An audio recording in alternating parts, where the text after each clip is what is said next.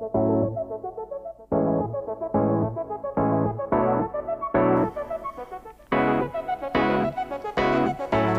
everyone, my name's Nicole Conte and I'm the host of the Sweet Success podcast.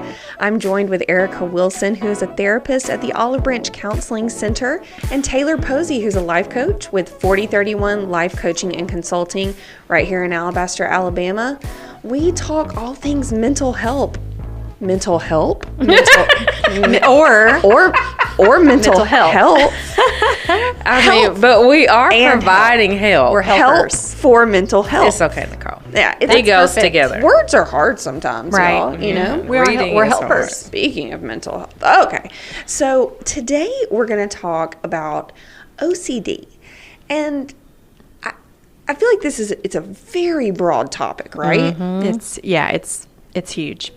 And if I'm not in that world, or I don't know anyone that has experienced that, I'm thinking of like movies with people that do, they're counting, and there's all kinds of different things that they portray, right, in media. Mm-hmm. But tell me what it is really. The biggest thing about OCD is that it is misunderstood.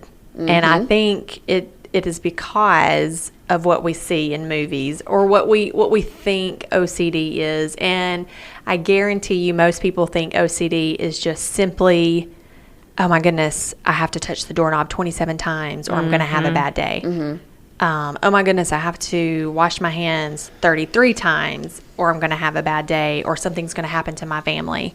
So now, not to say those aren't symptoms of OCD or part of someone's OCD, but someone's OCD is very different. Their obsessions and then their compulsions aren't what someone on TV or someone in, 15, 20 years ago described what OCD is. Okay.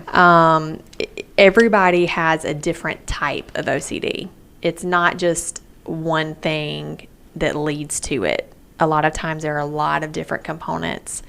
We talked about intrusive thoughts in our last podcast episode, and OCD is flooded with intrusive thoughts, which is where the obsession starts. Mm-hmm. The thoughts are there to get rid of the obsessive thoughts. Then the compulsion comes, and the compulsion is the actions, the repetitive behavior that comes. Mm-hmm. So that's what makes OCD so misunderstood and so big. And even for the client who is suffering from OCD, it's really hard for them to understand. And it's a diagnosis that is really, it's almost one that they get mad at, because they really can't get over it. They really try really hard, every technique and skill, but sometimes they have a day that's worse than others, which is okay. And they have to give themselves patience and grace, a lot of it, for the diagnosis of OCD. Yeah. I think a lot of people think that they have OCD, or people think that other people might have OCD, but really when you look at what the definition is, it's way more than just being neat and tidy. Mm-hmm. So, sometimes I may even joke with myself or with a friend and be like, OCD much? When they want to straighten up and tidy and do things, where I feel as though I'm just an organized person. I don't like a lot of chaos. I like things to be in a certain spot, and that's just being organized. But like Erica said, to have OCD and to have those thoughts, it does a lot of times come from those intrusive thoughts that have just been there, and it really does impede on the well-being of your life. Mm-hmm. Some people just cannot move on. A couple of years ago, as assistant principal, I had a mom and a student that would come in. I think at this time, this young man was probably just in kindergarten, but he could not leave her without doing their secret handshake and blowing a certain number of kisses. If they were in a hurry and mom had to leave and, go out to the car a lot sooner than normal, it was a bad day. Like, we would have to call her to come pick him up. Oh, wow. Okay. So again, and that was just with a 5-year-old. But in his mind, if he did not go through that routine, he could not function. So we're seeing, just those behaviors of if I don't follow my routine or if I don't do something a certain number of times. I mean, I saw that maybe that kid was at the time 5, and that was about 6 years ago. So that was very eye-opening for me within my first couple of years as an administrator, just to see that, wow, if this kid does not have that routine with a certain amount of times that he does something, he's not going to be able to stay here for the whole day. Yeah. So where is it stemming from? What's causing this, Erica? So it's the recurrent and persistent thought. Okay. Whatever thought it may be. Maybe it is the thought of, I left my curling iron on and I cannot get that out of my head. So all day long, I think about this curling iron, and it's not just, okay, well, it's fine. It's not, my house isn't going to just catch on fire and fall to the ground. It is so recurrent and so persistent that I can't function throughout the day unless I think about it to an inappropriate extent of, I leave work, I go home, I check my curling iron is off. I feel better now because I then acted on my repetitive behavior of the thought of, my curling iron's on, the house is probably going to catch on fire because my curling iron is on. Or did I turn my curling iron off? I think I did. So it's a vicious cycle. And then until the person follows through, they've had the obsession. So the obsession is the recurrent, persistent thought. Okay. Then they follow through with a compulsion, which is the repetitive behavior of hand washing or touching the curling iron to make sure it's off a number of times. Right. Making sure I go home to check the curling iron. My house isn't on fire. I feel fine. And then I go back. But then when you go back to work, there may be another thought that pops in. So it's a consistent thing. And that's what makes it so hard for clients to get to a place of feeling safe and feeling almost like safe in their own mind. So the person at some point recognizes the obsessive thoughts and the impulses, but they also know that it's a product of their own mind and their own thought, which is another frustration level. They know, okay, this is so irrational. This is my thoughts. This is my mind. This isn't going to happen. Right. If my curling iron is on, if I did touch, the doorknob 10 times, that does not actually cause my day to be a good day or a bad day. They know that. Deep down, they know that. However, the only way they can feel better is if they follow through with that compulsion of, well, I'm gonna act on my thought. I'm gonna double check it just one more time. I'm just gonna do it one more time, but that one more time may turn into 5, 6, 7, 8 more times. Wow. And so that compulsion is really just, it's a coping to make them feel For sure. better. And that's where they think in the moment it works, but they're so driven to perform that response of what they're trying to self-regulate that thought of what's so negative. And that's where that impulsive thought comes in, or that irrational unwanted thought comes in. And so to self-regulate, they then do their compulsion of the washing the hands, cleaning, a lot of organizing, a lot of doing something that's going to make them feel better. But however, the outcome is still going to be the same because they're still going to have a different thought the next day. It may be around the same topic. It may still be it is going to still be very intrusive, unwanted, irrational thought.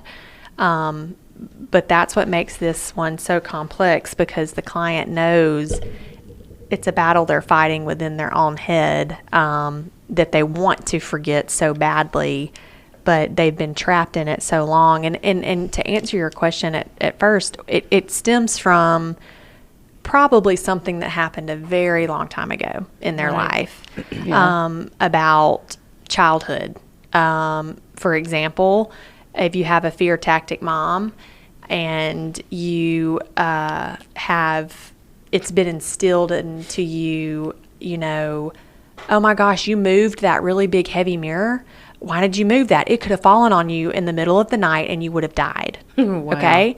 So you hear that as like an 8-year-old kid, and it sticks. Right. For some reason, that amygdala has like grabbed onto it. It's turned into a traumatic event for you.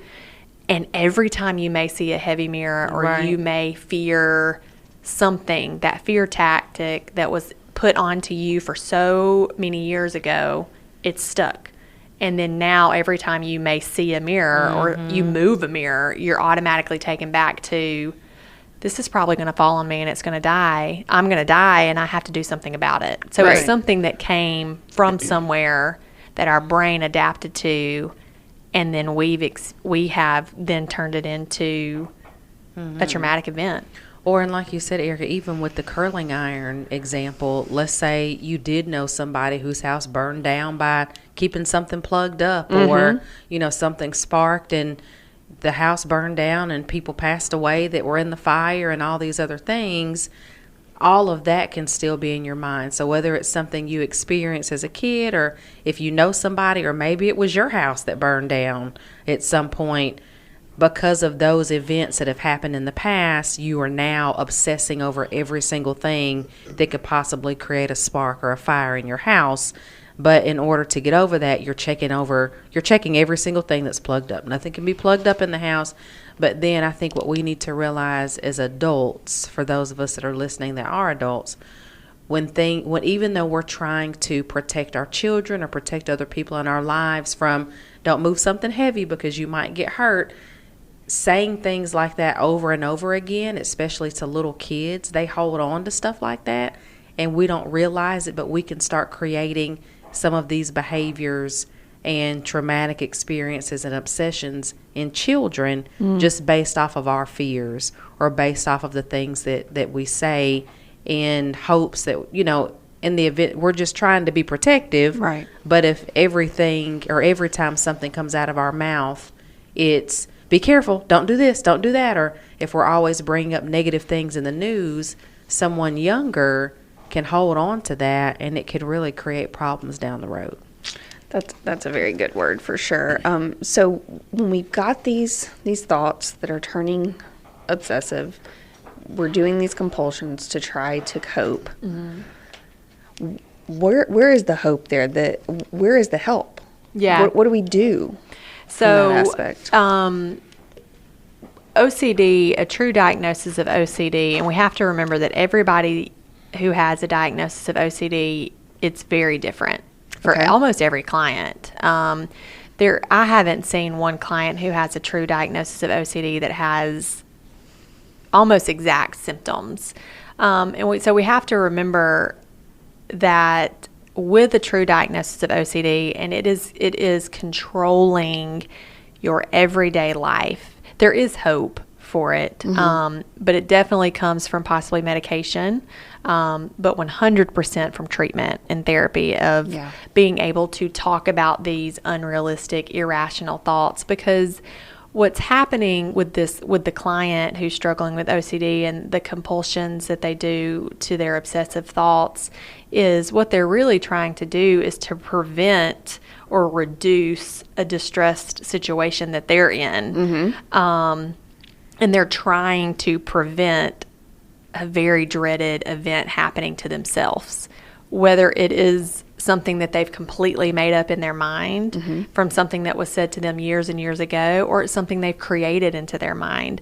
So we have to be able to clearly define with these clients and have a clear diagnosis of OCD, to the fact of, okay, it's completely overwhelming my life. It's completely taking over my life, and I can't control it anymore. And OCD really is all about the control. I don't have control over this situation. I have so much fear over this situation. I don't know what to do with it, so I'm going to avoid it. And so every time they avoid it, it's still going to be there, and it's giving fuel to that fire. And so for me as a therapist, I like to do a lot of exposure therapy with OCD. It's, exposing them to their worst fear of that, and obsessive thought. And tell them to leave the curling iron plug. Yeah. Trust it. Now, of course, you don't want to be unsafe, Sure. but you also want to be able to trust your own mind and trust yourself in a way that, okay, I did not touch the doorknob that 4th time today, but I'm going to trust that I'm okay. I don't have to touch the doorknob to have a good day.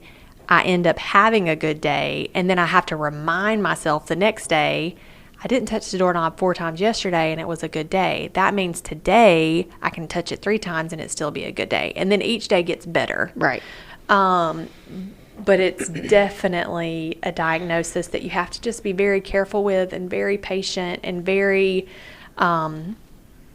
gentle with. Yeah. I think for clients to hear that, to be gentle with themselves and to know that it's okay and there is hope.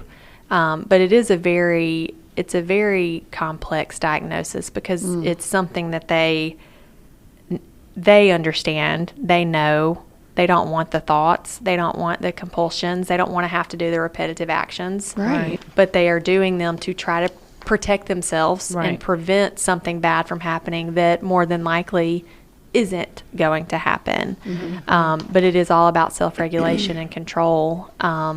And we don't have control over anything. No. That just protects us to think that we have control. When we feel like we have control, it's like, I'm going to worry all night long until my sister gets home. Right. And I did this in college. I have a twin sister, and we lived together, and I was like, I'm going to stay up until midnight, and then until she gets home, everything's going to be fine. Right. Me staying up worrying all night long did not bring her home sooner and did not bring her home safe.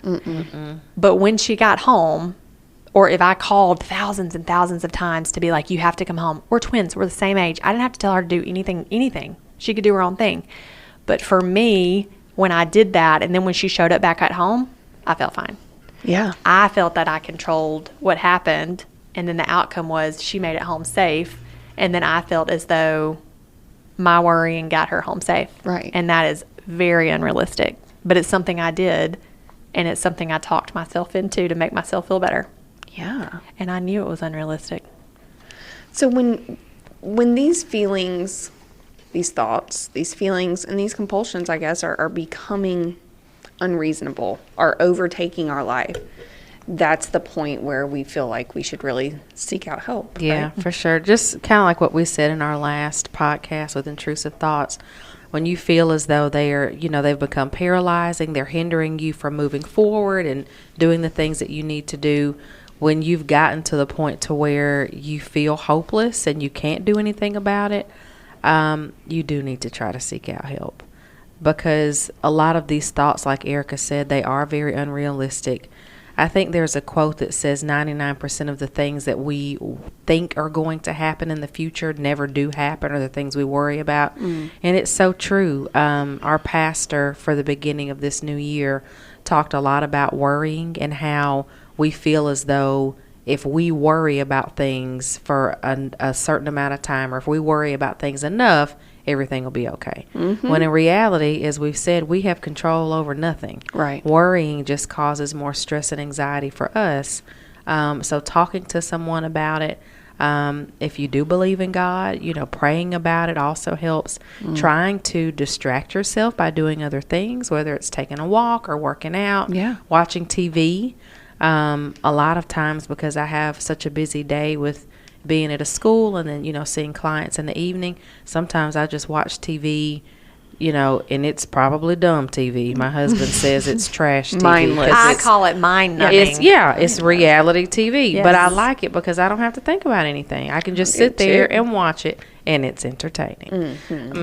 So anytime you can, move on to try to think about something else, distract yourself with other things. That does not always work for some people because they do have a true OCD diagnosis. Yeah. But like Erica said, be careful with that diagnosis. Just because you are an organized person doesn't mean you have OCD. Yeah. Just because you like things a certain way doesn't mean you have OCD. But if you truly feel as though your obsessions and your thoughts have gotten the best of you and you're not able to move on, you need to get help. Yeah, it's when it becomes very excessive and unreasonable. And I just want to tell all the listeners, like, just to be so gentle with yourself and give yourself time. This diagnosis, along with many of the mental health diagnoses that we're going to talk about, you have to give yourself patience and remind yourself that working with a therapist or a life coach about what's going on in your life, and especially with a diagnosis of OCD, is it is a process, it is a journey, and it is not a race as to how soon you can get better. Because if you focus on, well, I'm medicated and I'm seeing a therapist and I see a psychiatrist and I'm reading a self-help book, if you focus on all of that and then you finish by saying, and I'm still not better, it's a very defeating feeling when the diagnosis itself is already defeating. Right. So be gentle, be patient, and just know that there is hope of getting better. That does not mean the symptoms disappear.